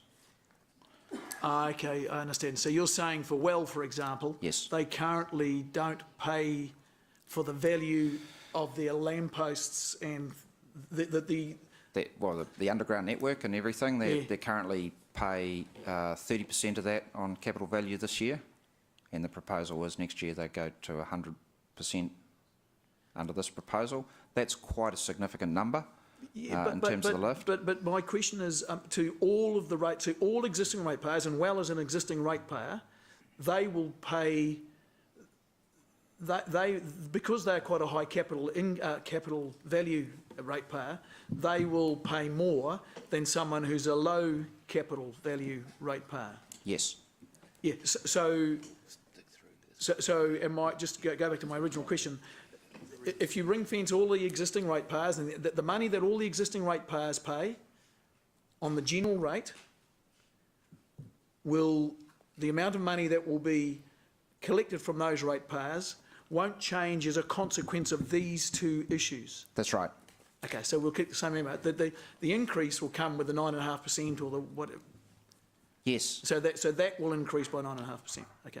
Yes, that page that I've got the arrows going up and down on, those percentages, if the rates increase was 9.5% or 3.8% or 0%, those percentages don't change. Okay. So, I mean, councillors and certainly the community, this confuses them, but, you know, okay, it's not meant to confuse them, I understand that, but, yeah, okay, this confuses them. What about the other one, the rural differential? So the rural differential results in 89% of those ratepayers having a rates increase. Sorry, is that just a redistributing within existing ratepayers? No, that's 680 ratepayers, and that will result in additional income. So you'll recall in the debate in December that the report said that we had a 1% benefit as a result of changes in the rates system, and that 1% is made up of the additional revenue we get from the residential sector, plus the rates growth that happened in this year, and full capital value rating on that. Okay, thank you. Just on page 192, just a wording thing on paragraph 8, 9 and 11, it says council decided. Did we resolved, don't we? I mean, I don't know, it's just a semantic thing, but one's a recommendation that's been voted on, a decision is slightly different. So we resolved, is that the word that we should be using? Because you do use resolve a bit later on. Yep. Okay. Yep. It is. The decision was supported by a resolution, so yes. Okay, thank you. Paragraph 17, can you just explain this? I read that as saying we're spending between $8 and $10 million per year for planning. Planning for growth, and so that's no infrastructure, right? That's no infrastructure. Yeah. That's the uncapitalised portion of time in the development group, though. It's time that we're all spending in meetings on growth. It's a good portion of the time that Luke's planning team spend on reviewing district plans and things like that all allows for growth to happen in the rural sector. Well, in the sector that was previously rated rural, and infill time as well. Where does it say? What's the rural?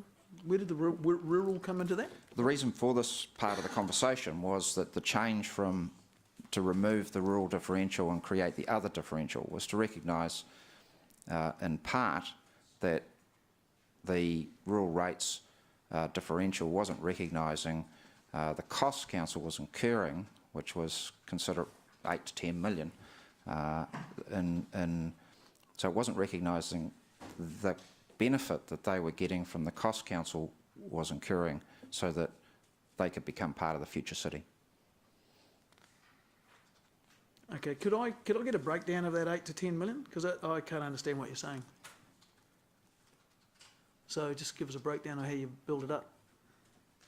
Because it won't have been plucked out of the air. I can't give it to you at this minute. Yeah, I know. Yeah. I do expect that. But, yeah, I mean, I just don't, sorry, Stephen, I don't understand what you said then. Okay.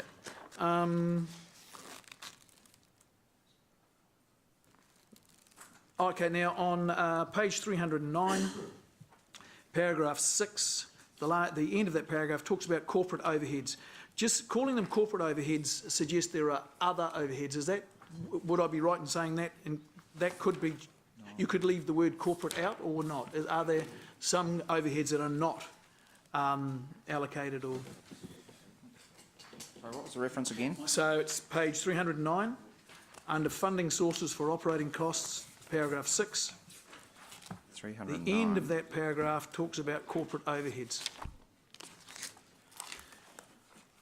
Would it be accurate to say corporate overheads could also just be overheads? Like, Yes. There aren't any other overheads that Yep. are excluded? Okay. No, no. All right, thank you. Councillor Paula. Thank you.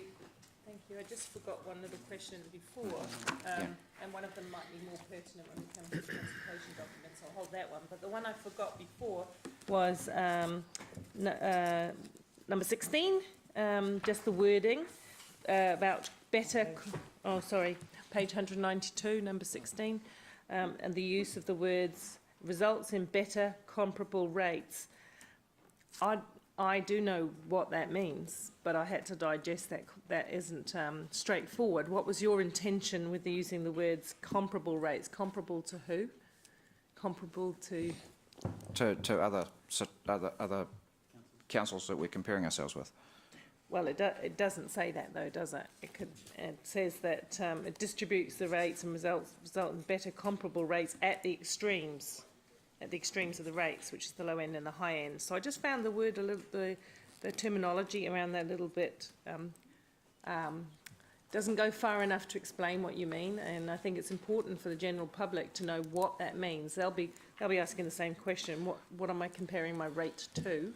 So it's better to be pretty plain language. So so the consultation document on page 6 is the bit that will be available and distributed, and on page 200. Yeah. Yes, I know, but people read the. I'm not. I've got tags for that as well, so I'll get to that in time. Thank you, but I just wanted to be sure that I understood. So what you're saying in the terms of comparable rates in that sentence is comparing with other centres, not comparing between the low end rate holder and the higher rate holder. That's what you meant there? Yes. Thank you. Councillor Dave. Thanks. Just a couple of questions about the reverse Robin Hood rate on page 200 and 201, otherwise called the UAGC. On page 201, you've got some bullet points under advantages of UAGC, and you've got a comment there that I don't know what the justification is. A UAGC is commonly used by other councils, yes, and reasonably understood by ratepayers. Now, because we've never had one in Hamilton, I would ask you if why you think that's correct and what evidence you have. I mean, I don't have a problem saying that it's used elsewhere lots and they may understand it, but do Hamilton ratepayers understand it? Well, they've never had it. So I would suggest that second part of that sentence is actually wrong, and there's no unless you've got some evidence, Stephen. It was so it's not worded correctly because it was a reflection of reasonably understood by ratepayers in those other councils. I accept. But that's not. I accept what you're saying. Why would that be of interest to Hamilton ratepayers? It wouldn't be, would it? I mean, the fact that we might be moving to something similar is of interest to us. Yeah. And just a question that arose from a letter some of us received under the disadvantages of a UAGC. Down below that, the second bullet point, you've got the regressive rate comment, and it's somewhat mitigated by the rebates to low income earners available from the government and council rates rebate schemes. The issue that was raised was renters, who are very often, but not always, low income earners, they wouldn't get a benefit from those two rebate schemes, would they? Because the rebate is calculated on the owner's income rather than the occupier's income, if you get what I mean. So this is a sort of slightly broader than just the subject here. I'm just trying to tease out whether there is any way that people on low incomes who happen to be renting can get a benefit from the rebate schemes. What you say is correct. Yeah. I mean, I myself think they can get a benefit from the government through accommodation supplement, but not from the council for our half of it. No, the rebates scheme is all about ratepayers. Owners, yeah. Yeah, owners. Yeah. Okay, that's another issue that I may flag later on, Mr Mayor. Thanks. Councillor Mark. Thanks, Mayor Andrew. I remember a reasonably sticky conversation we had in a recent briefing regards the UAGC and the gardens charge. The UAGC and the gardens charge, talking about, so if someone's paying $500 in the first year, say the 9.5 and 9.5 goes ahead, and the 3.8, 3.8, 3.8 to eternity, will they be paying the same amount, or will that be going up with the 9.5 increase? So the UAGC and the general rate will go up. The UAC is a general rate, and the general rates will go up by whatever percentage council decides the average rates increase to existing ratepayers is. Right, so the uniform annual general charge will also go up by 9.5, so... Yes. Right. Oh, there was a briefing recently, which I think you were away at quite recently. Sorry, to make it clear, it wasn't decided at a briefing. That was the decision that was made in December last year. It was explained at the briefing. Yeah, okay, discussed then. Yeah. All right, so it was a reasonably significant discussion we had. Is that wording in here clear to ratepayers? Because it still shocks me that a uniform annual charge goes up as well. It just doesn't strike me as very uniform. So I wonder if we maybe ought to put some wording in here that reflects that. Because the very concept of a fixed gardens rate, for example, that stayed the same over the last X amount of years that it's been in there, and the fact that that will now be going up as well, is quite significant. So should we reflect it so there's no surprises in the document? So we've got nothing in there that says that in the consultation document that I can recall. I didn't see the consultation document, so we'll make reference to it in the rating policy. Yeah, it's buried in the rating policy. I appreciate that, but I think Mark would like it more obviously stated. Perhaps exhume it just a little bit. Yeah. Maybe. Can I give I'll need some time to think about where to put that. Yeah, and I appreciate the time constraints you're under, but it's a reasonably significant, especially the gardens charge, and I know it's the little things that stick out, and this is the one that I wouldn't want to. The idea of public consultation is we're completely transparent as much to the best of our ability. Yeah, and that's important. So, is there a way of including it at this stage? So just thinking on the hoof, I think what I'd like to do is put in a section that addresses the change in general rates. So the two of them are linked. Are linked. Yep. And what our expectation of that is going forward, and I probably want to put that on page 198. Yeah. Okay. All right. Yep. So we'll put a little subheading underneath that, and a little statement. We're talking about page 198. Yeah, I see it there. Arrows? Where all the arrows are. Yep. Yeah. We'll put a paragraph in there just to make it quite clear. Yeah, that would be cool. Thank you. Appreciate it. Just want to go over to page 200 there. We're talking about the transition remission with regards to the transition to CV straight away.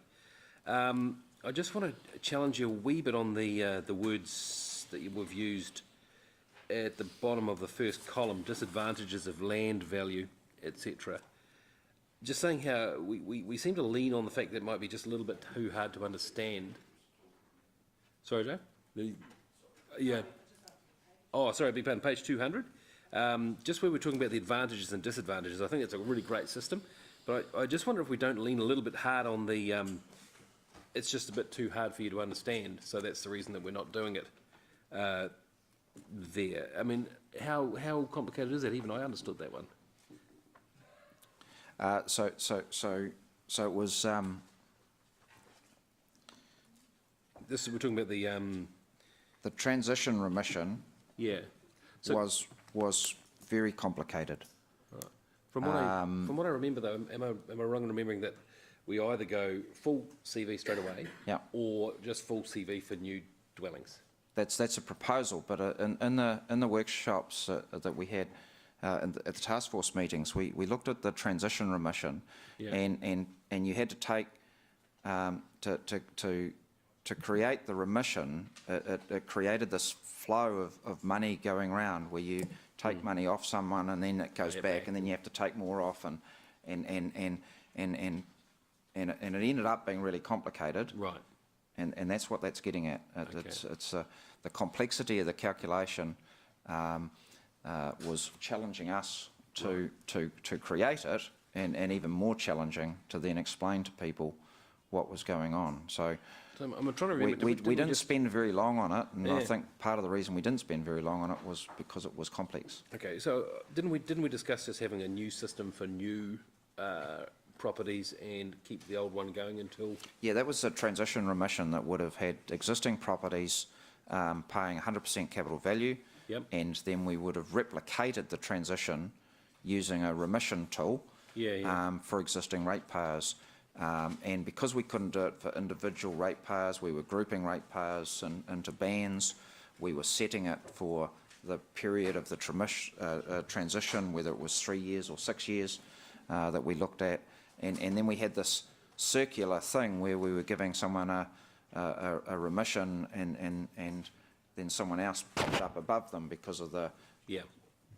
Because if you take money off someone, you've got to give it back, otherwise you don't collect the full amount of money. That's right, yeah. Okay, I'll leave that for further down the track, that one, thank you. And just on the next page, page 201, I wonder if we might be a little bit clearer at the very top of, just above point 3 where it says changing how rural properties are rated. Talking about the total UAGC cannot exceed the 30% cap on fixed rates, which limits the maximum UAGC to about $1,000. If you're paying 20,000 in rates, it'd be quite significantly higher than that, wouldn't it? So I guess I'm just wondering if we should average... Yeah, so the 30% cap is on our overall finances, on our overall rates. It's not on an individual property. Right, so we wouldn't... what you're saying here is that we wouldn't charge you more than $1,000 in a UAGC, ever.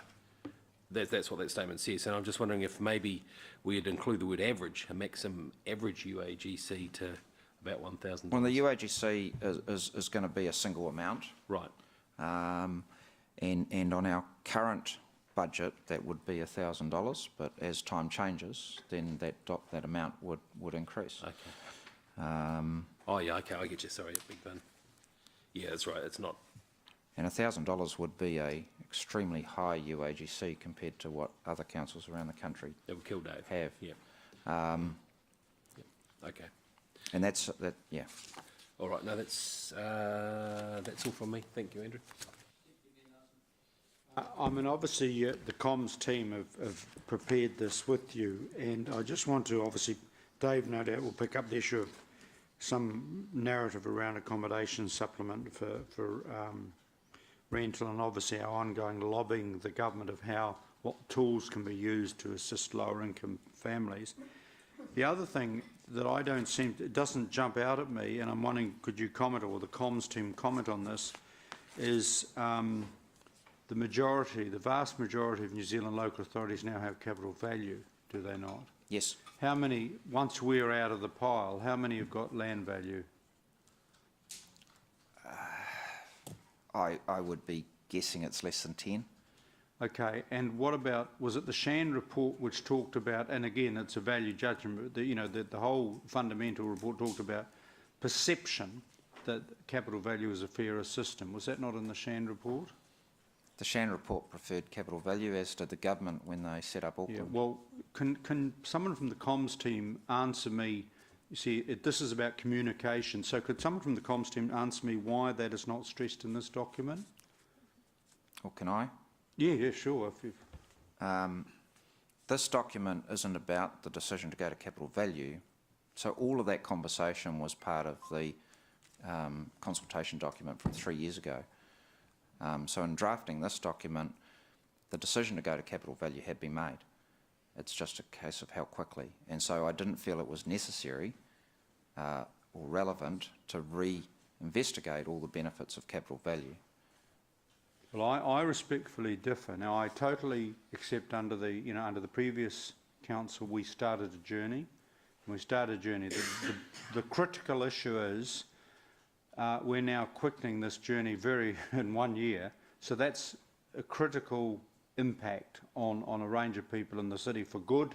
Some will financially benefit, some won't, and all of that. So I think it is personally very important.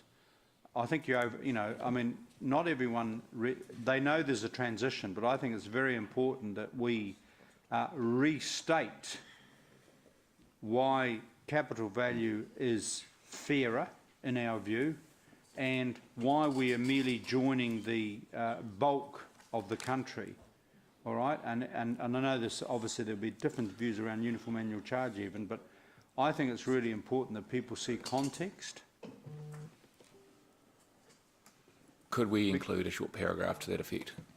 And Can I suggest that there is a cross-reference to the other consultation that happened in 2004? Can we put the last consultation document on the website as supporting document? No, look, supporting to me, information? No? I'm an ordinary average intelligence person, and I'm not too old and not too white and all this stuff.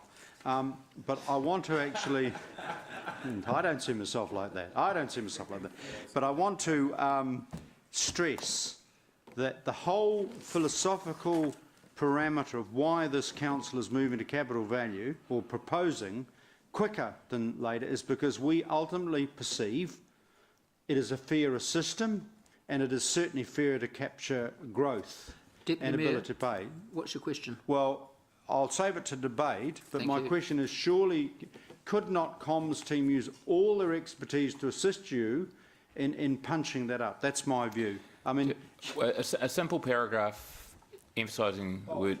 We'll add a paragraph to a very page short, 199 sharp sentence. Short, sharp. It's on page 199 in the proposed option right up top, so that as you lead into that discussion around capital value, we'll put a sentence and a half. Councillor Dave.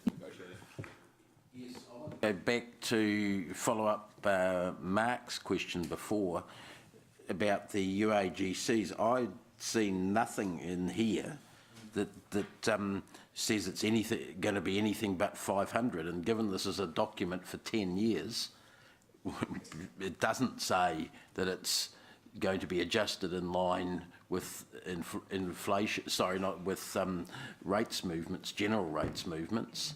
And I'm not sure that, I don't ever recall a discussion saying that. You say that there were, I'd like to even see the decision that we decided to do that. I take Mark's point also on the gardens rate. I wasn't focusing on that. I was focusing on the 500, which is bad enough. But if it's going up by, it's going to go up to $550 roughly in year 2, for instance, if according to what you're saying. So, Council has resolved a financial strategy based on average rates increases to existing ratepayers, and to achieve that, then our general rates need to go up by that rate, and by increasing both general rates at that price, we achieve that. We could achieve that. But hang on a sec, mathematically, that's not the only way to do it. I mean, if I could get Greg here with his Egyptian hieroglyphics, I could show you that you could keep your UAGC at 500 and increase the general rate and achieve exactly the same revenue. That's right. Absolutely, it's about 14% on the general rate or something. I think we worked out about 15% increase in the general rate, leaving the UAGC flat. And an overall increase of 9.5%. The rate to the average ratepayer would still be 9.5%. That's correct. Increase. Right. Yeah. So there's what I'm saying is there's more than one way of doing that, and you've got one there, Stephen, one way, including the $500 in that calculation. Yeah, so the wording in the December report talked about the Hamilton Gardens rate staying constant at $10 plus GST for the 10 years, and the one for the general rate refers to the general rates increase, which UAGC is a general rate. So that's... Well, no, there's two. There's a general rate and there's a UAGC. They're separate rates legally, I believe. There's a general rate. Well, I can't explain the legal stuff. You're going to have to do that. Yeah, the UAGC is a general rate under law. It's not, yeah, but that general rate is the, show us where we've decided to increase it to UAGC. And I believe that if you, I mean, I can understand that you always assumed that the two were being treated the same, but we haven't had a UAGC before. That was a new rate and it was quite specific. And my contention is that we've never made it, in councillors' minds, we've never made a decision to that effect. To accelerate this, to ensure that we don't hold things up, can we be clearer in the options, well, the way that can be calculated so that we can bring it back and finalise it at deliberation stage? So I think what Dave's identified is there's a number of cutting this cake, literally. And we want to be in a position that we can actually have that conversation and make the choice before we adopt the 10-year plan, but without holding this process up. So I'm trying to avoid holding this process up, but to kick on with it is what your intention is, Councillor. As long as it's identified in here, then people can submit one way or the other, for instance, on it. Yep. Yes. Yep. Thank you, Councillor. That's quite a bit of a rewrite. Okay, it's moved by myself, seconded by Deputy Mayor. We're in debate. Okay, there is no debates. Councillor Gary. As far as I understand, we are simply approving the draft 10-year plan and that it accords with the decisions we have made getting here thus far. Thus far, it's a great word, isn't it? And the only issue that I have is the one that Dave has just raised now, and I think, and we've had the discussion before, I think a lot of us were surprised that the $500 UAC was going to be subject to the 9.5, 9.5, 3.8. So whether or not that was, I'm not blaming anyone, but I certainly know there was that was a surprise to myself and obviously Dave, I think. And I think we just need to be clear in our consultation document that that is what the council proposition is, and you can submit on it. And I'm not too. And I just hope that it is clear so that the public can identify that 500 will become 550, will become 600. And then go up by 3.8% after that. So that would be my concern, just so that so long as it's clearly articulated in the consultation document, then I'd be happy that this does represent the impact of the decisions we have made thus far in this process. Thank you, Mr. Mayor. In these processes, we spend a lot of time working through, and the staff have done a good job, and there's been lots of debate around council. But this is a point where it's important to the public to really understand a number of things. My concern, and this is very complex. In fact, someone described it as being one of the most complex plans they've ever worked on. So that's a worry, because we've got a general public out there who need to digest an incredible amount of complex information. I'll talk later on about the methods of consultation. But what I want to make clear, I see that this council does rolling plans, so every 3 years it renames the plan to bring it forward for another 10 years. But I do want to point out that there is a previous plan done only 3 years ago that has aspirations for 10 years, so that we would normally be in the 4th year of that plan. Okay, so people would have been looking at the previous plan, which the date, I've got it here somewhere, and thinking, what's going to happen in year 4? So this is, to me, about transparency. I think we need to make it really clear to the general public that they might want to look at that previous 3-year period of a 10-year plan, because there might be some projects in there that they were expecting to come in now that actually don't play a part in this current plan. For all the good reasons that everyone has said, we've focused on different things. My personal opinion is that the public will see this as quite a different plan than the previous two that were rolling through. And, you know, that does concern me that there are some projects that sit in year 4 of the previous plan that don't see any daylight at all in this one. So people are going to have to be quite wily and wise as to read back and discover, you know, where did my, my project that I thought was coming in on year 4 go? It's going to be complex out there for the public, and I think we need to direct them to the previous document and be honest about some of those things. Councillor Dave. Yeah, I don't think the public is going to be confused on that particular score. I think they are going to be confused potentially on the number of changes that are happening that are all rolled in together. So in that area, I agree with Paula, but I think people are well aware that every 10-year plan is a new plan, and that's how it's always been treated and viewed, in my opinion. But I agree with the points Gary made. And I was agreeing with you, eh? yes, that's right. That's you kicked it off, and I'm supporting you. But all I'd say is, notwithstanding the fact that the reverse Robin Hood rate is being proposed here, and that it's being ratcheted up by more than most of us had realised, I still think that this is what the council voted for before, and it should go out for consultation, and we'll see how that falls when we get there. Councillor Martin. Councillor Southgate was probably referring a bit more to the next item. I take your points, and I'm happy to debate that particular issue then. I think in terms of this rating review, it is just really important that we do spend justifiable good money on our comms team. And sorry, I do think it's really crucial. I expect from them a document that when I read it, lots of things happen in people's lives.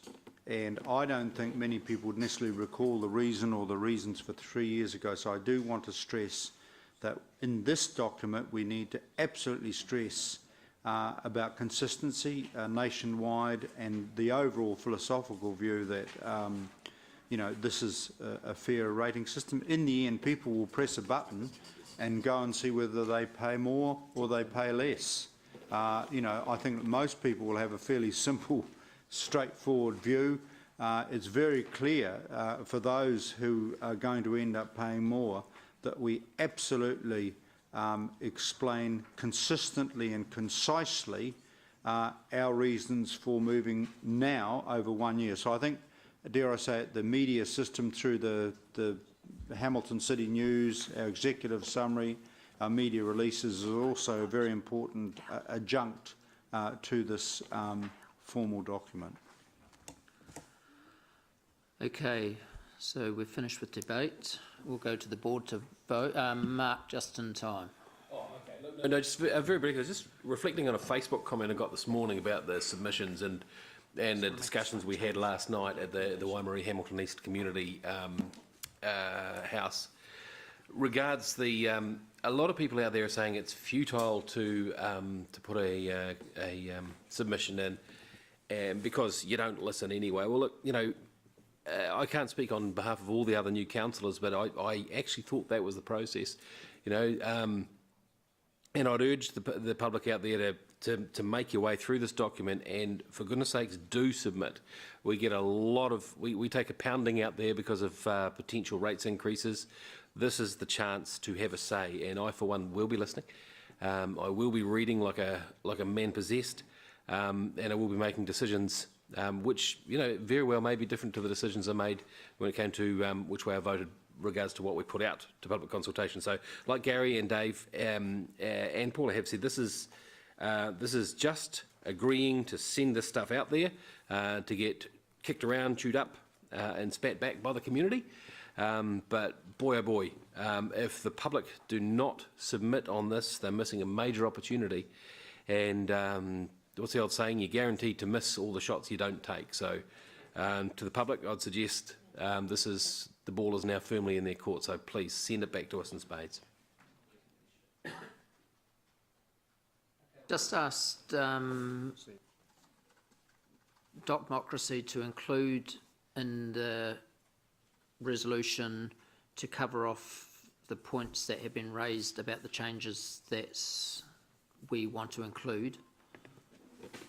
So basically, there's going to resolution. The recommendation will be the resolution that's there plus the minor adjustments as identified during the meeting. Which, So it's on the board now. So Yep. Deputy Mayor, can you, are you comfortable to make the change?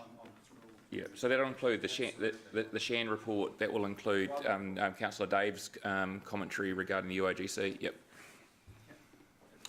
Okay, so we'll go to the board. And will it also include the thing the audit guys highlight?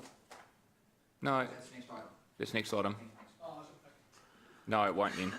Okay, so we'll go to the board to vote.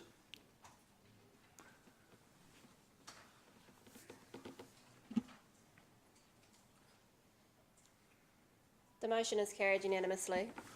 Okay, so thank you very much, Steve. We'll stop for lunch now. We'll come back at 12:15.